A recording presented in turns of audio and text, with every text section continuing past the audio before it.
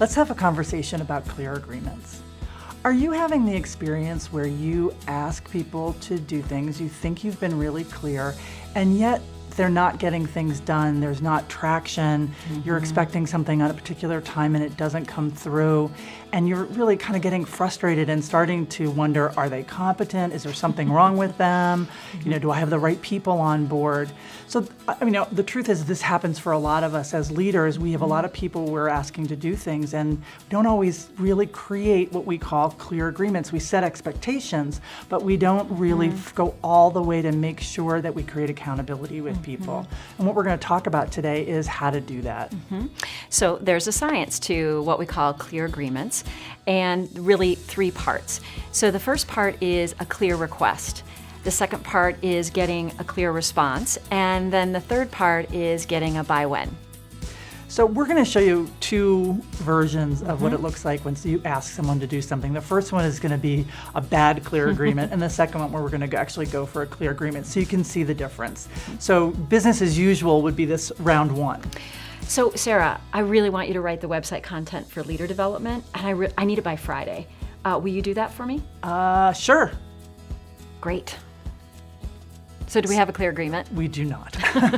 But I've said yes because she's my boss. She's asking me. She clearly is energized about it, and I don't want to disappoint her. So I'll either try to figure it out or we'll just sort of worry about it when the time comes. And for me, I'm on the run. I'm busy. I've made my request of her. She said yes, and I can just pretty much get on to other things. It's going to be bad on Friday afternoon. Right. All right, now let's try it again where we really go for going to get a real clear agreement.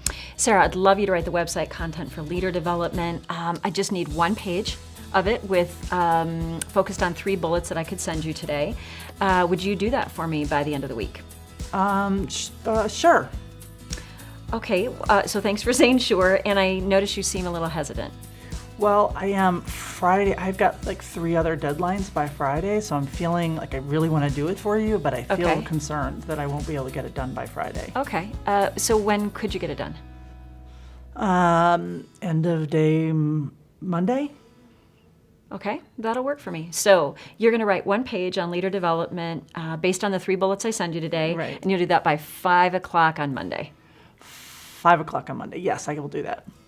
Awesome. Great. Fist bump. We do in our office when we really know we've got a clear agreement. We do the fist bump. We know we've taken it across the finish line. So let's look at a couple of things that we did when we actually created a clear agreement that are important. One of the things that I did was when I asked Sarah if she'd do something for me, I noticed she was hesitant and I didn't step over that. So I said, I noticed you're hesitant. Will you just, say more? Right, exactly. And then she also, when I said, yeah, I'll get it to you by like end of day on Monday, she went all the way to 5 o'clock because end of day is at Eastern Standard, is it Mountain Time, is it 9 o'clock? So really being very clear about the specifics. And at the very end, we summed it up and did the fist bump, which kind of brought it all together and made sure that we were both on the same page. Great.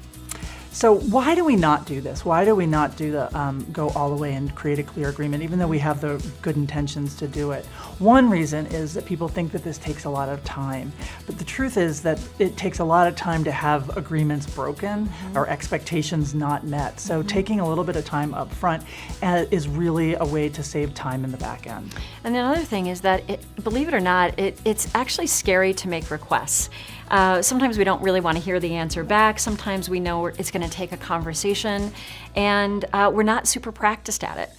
And the last thing I would say is to really, when you ask someone something, you have to have the space for them to say no, or I have some concerns. Yeah. A lot of times, especially as managers, we sort of have well, I'm going to ask you to do it, so you have to say yes. If you're doing that, you're not really creating a space to create a clear agreement. And you're not really building relationship. Right. So why is this so important to do this? Well, a couple things. Focus, clarity in the workplace, getting stuff done, and meanwhile building relationships where you actually have a lot of trust and respect. Exactly. So we invite you to go forward and explore creating clear agreements with people that you work with.